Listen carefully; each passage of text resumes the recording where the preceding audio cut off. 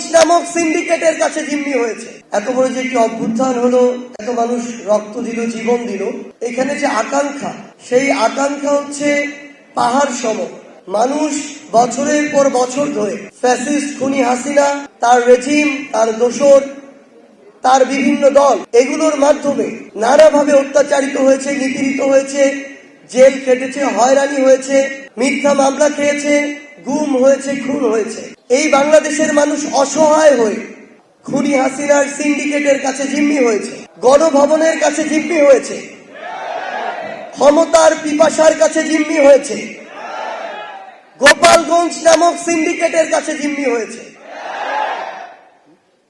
এত কিছুর পরে যখন মানুষের দেয়ালে পিঠ থেকে গিয়েছে, তখন মানুষ মুক্তির আশায় জীবন দিতে পর্যন্ত কার্পণ্য করে।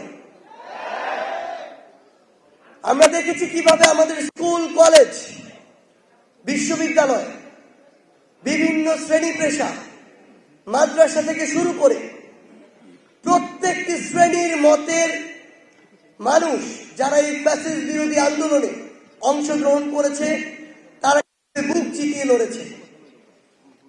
যাত্রাবাড়ির একটা দৃশ্য কখনো ভোলার মতো নয়।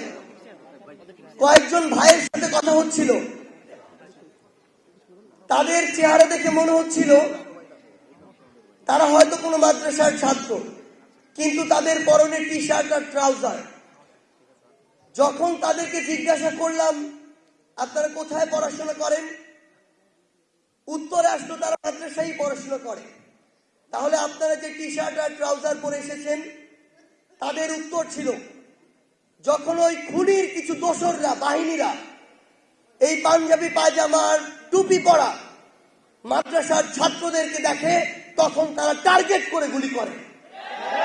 আমরা জীবন দিতেই এসেছি, কিন্তু কারো যেন টার্গেট হয়ে জীবন না দিতে হয়, আমরা যেন শাহাদাতের মৃত্যু নিয়ে এই পৃথিবী থেকে যেতে পারি, সেজন্য আমরা এখন টি শার্ট আর ট্রাউজার এসেছি, যেন কোনো একটা গ্রুপ ধরে এই গণহত্যা চালানো হয়।